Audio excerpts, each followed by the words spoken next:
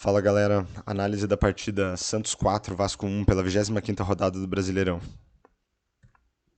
Algumas observações importantes aqui antes da gente começar a análise. Todos os dados aqui que eu utilizo para análise eu retiro do SofaScore logo após a partida. Então, se alguns números mudarem aí no futuro com eventuais correções, eu não levo isso em consideração. Além disso, decisões polêmicas de arbitragem, né, uma expulsão, um pênalti mal marcado, um gol mal anulado, eu não levo esse tipo de situação em consideração também. E além disso, eu assisto vídeos com os melhores momentos dos jogos para me apoiar aqui nas análises. Começando por alguns fatos relevantes do jogo que podem ajudar a gente a entender um pouco melhor como que a partida se desenvolveu. O Santos teve um jogador expulso bem no comecinho do jogo, mas era um jogador que estava no banco de reservas, tá? Não era um jogador que estava na linha. Depois disso, o Santos teve um pênalti confirmado pelo VAR e convertido pelo Marcos Leonardo. Depois um gol do Vasco de empate. Depois uma sequência com os dois gols do Santos no finalzinho do primeiro tempo. Aos 60 minutos do segundo tempo, duas expulsões, uma para cada lado, então a princípio não influenciou no jogo. E depois, mais para o final, mais um gol do Santos. Aqui do lado direito, eu mostro os piores jogadores em campo. Todos aqueles com nota abaixo de 6,5, que também isso pode ajudar a gente a entender um pouco melhor o contexto do jogo. E aí a gente vê que o goleiro do Vasco teve a pior nota do jogo. Então, isso é uma informação relevante para a gente levar ao longo da análise. Além disso, dentre os piores jogadores em campo, a gente vê que nenhum deles cometeu um erro grave que tenha possibilitado um gol do time adversário. Né? Então, aqui nesse quesito, né, erros que levaram ao gol do time adversário, todo mundo aqui passou em branco. Agora, analisando o comportamento das equipes na partida, o Santos entrou num 3-4-1-2 e o Vasco num 4-3-3. Analisando a disposição média dos jogadores em campo, a gente vê que houve um equilíbrio aqui, praticamente todos os jogadores concentrados no meio de campo. E olhando para a concentração das jogadas, 31% delas ocorreram no campo de defesa do Santos, 43% no meio de campo e 26% no campo de defesa do Vasco. Então isso mostra aqui que o Vasco talvez tenha jogado um pouquinho mais em cima do Santos, ou o Santos jogou um pouco mais recuado, aí, trabalhando um pouco mais a bola no seu campo defensivo. Quando a gente olha aqui o gráfico de domínio do jogo, ele mostra qual equipe estava dominando a partida ao longo dos 90 minutos.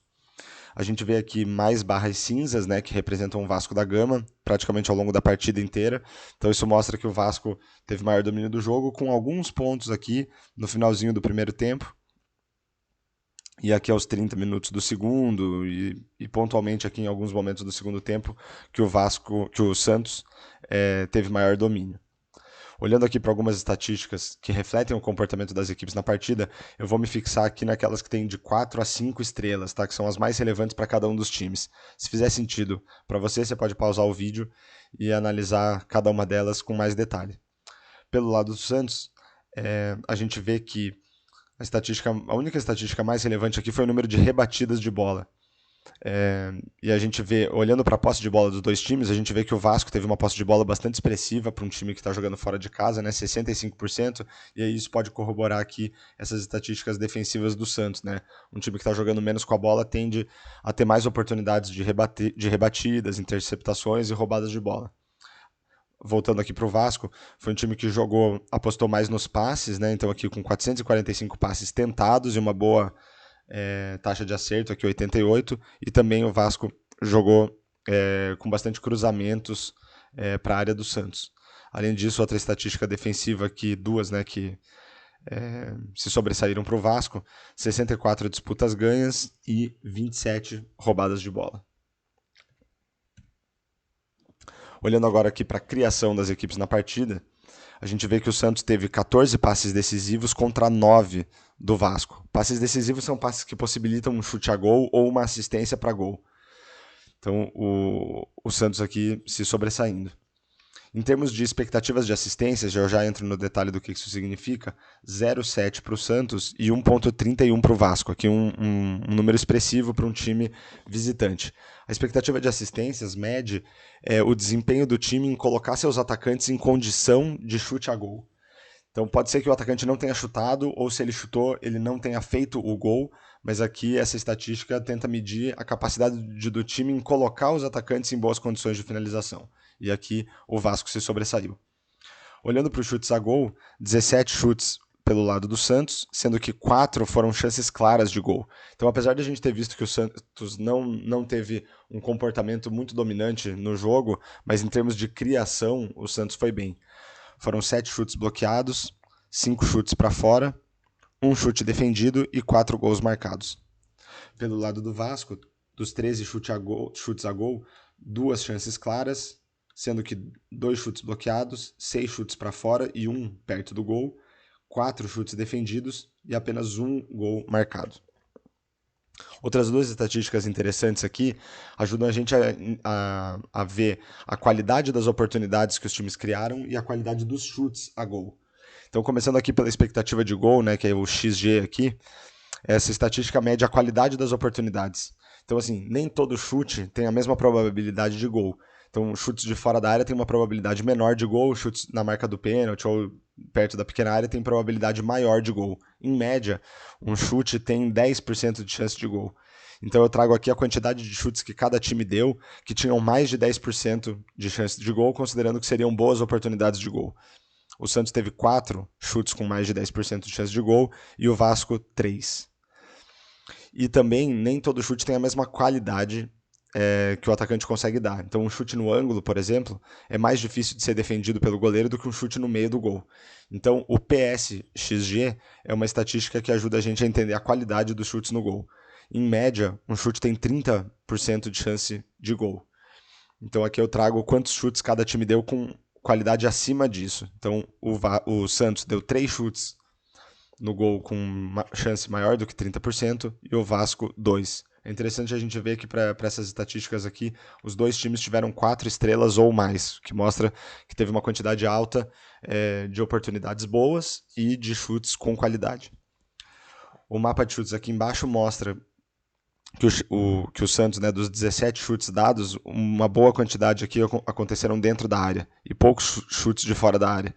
Então, por isso, uma quantidade elevada de chutes aqui com mais de 10% de chance de gol. Pelo lado do Vasco, a mesma coisa. O Vasco deu menos chutes a gol, 13, mas praticamente todos os chutes aqui de dentro da área, o que também contribui para esse grande número de chutes aqui com mais de 10% de chance de gol. Agora vamos analisar o placar do jogo. Aqui no lado esquerdo eu trago as principais finalizações do jogo. Foram muitas finalizações, então tanto aqui que até explodiu aqui os limites do slide. Então eu não vou entrar aqui em detalhes em cada uma das finalizações para o vídeo não ficar muito longo, eu vou destacar 2 aqui. Então o primeiro gol do Vasco, por exemplo, foi um chute que tinha 17% de chance de gol, entre aspas, a princípio, mas a qualidade que o atacante conseguiu dar no chute elevou essa chance para 90% de chance de gol. Pelo lado do Santos aqui a gente vê o gol do Soteldo no final do jogo, era um chute para 7% de chance de gol, mas a qualidade que ele conseguiu dar elevou essa probabilidade para 31%. E o que acontece se a gente analisar, tentar projetar o placar da partida em função da qualidade das oportunidades e da qualidade dos chutes dados no gol? Então, olhando primeiro aqui para as oportunidades, e começando aqui pelo Santos, a gente vê que, analisando a qualidade das oportunidades criadas, o Santos teria um placar projetado aqui de 2,15 gols. E olhando para a qualidade dos chutes, 2,41 gols. Então a gente vê que foram muitas oportunidades criadas, ou com muita qualidade, e que os atacantes do Santos conseguiram aumentar essa probabilidade de gol pela qualidade dos chutes que eles deram. Então, pelas oportunidades, 2,15 gols, e colocando a qualidade dos chutes, subiu para 2,41. Só que o Santos conseguiu marcar 4 gols de 2,41 esperados em função da qualidade dos chutes. Então essa diferença de 4 para 2,41 é uma diferença negativa aqui de 1,59. Isso mede o desempenho do goleiro do Vasco, que não conseguiu defender, que tomou mais gols do que o esperado. Então isso aqui mostra que o desempenho do goleiro do Vasco foi ruim na partida, e isso até está refletido lá naquela nota que a gente tinha visto, né, que foi o jogador com pior nota em campo. Pelo lado do Vasco, em função da qualidade das oportunidades criadas, deveria ter marcado quase um gol aqui, 0,93. E olhando para a qualidade dos chutes, quase 2 gols, 1,93. Então isso mostra que os atacantes do Vasco conseguiram, né, tiveram um bom desempenho na partida, conseguiram dar mais qualidade às oportunidades que eles tiveram com a qualidade dos chutes que eles deram. E o Vasco conseguiu marcar apenas um gol. Então tinha uma expectativa de marcar quase 2 e marcou 1. Essa diferença aqui de 0,93 positivo mede a qualidade do goleiro do Santos na partida, que conseguiu evitar praticamente um gol em relação ao que ele deveria ter tomado, considerando a qualidade dos chutes dos atacantes do Vasco. Por fim, uma análise aqui da qualidade do jogo. Eu trago várias estatísticas aqui que eu entendo que ajudam a gente a entender se o jogo foi bom ou não. Então eu espero que um jogo tenha uma quantidade boa de passes decisivos, eu espero que os times sejam capazes de colocar seus atacantes em condição de finalizar em gol, e isso é medido através da expectativa de assistências. Eu espero um jogo com uma quantidade grande de chutes a gol, que os times consigam criar chances claras de gol. E aqui eu trago também chutes na trave, porque eles não entram nas estatísticas aqui de bons chutes com probabilidade de gol acima de 30%. Mas eu considero que chutes na trave são chutes com qualidade. Além disso, eu espero um bom número de oportunidades com mais de 10% de chance de gol, né, que é aquele valor médio que eu tinha falado, e chutes com qualidade acima de 30%. E, obviamente, a gente espera que numa partida de futebol a gente tenha vários gols. Se a gente for olhar todas essas estatísticas aqui para as duas equipes, praticamente todas elas têm 4 estrelas ou mais, tanto para Santos quanto para Vasco. A única estatística aqui que foge dessa regra é a expectativa de assistências pelo lado do Santos, que teve um número baixo. Mas todas as outras estatísticas, os times foram muito bem, com 4 estrelas ou mais. Então, acho que dá para a gente considerar que foi um bom jogo, melhor para o Santos, que venceu por 4-1.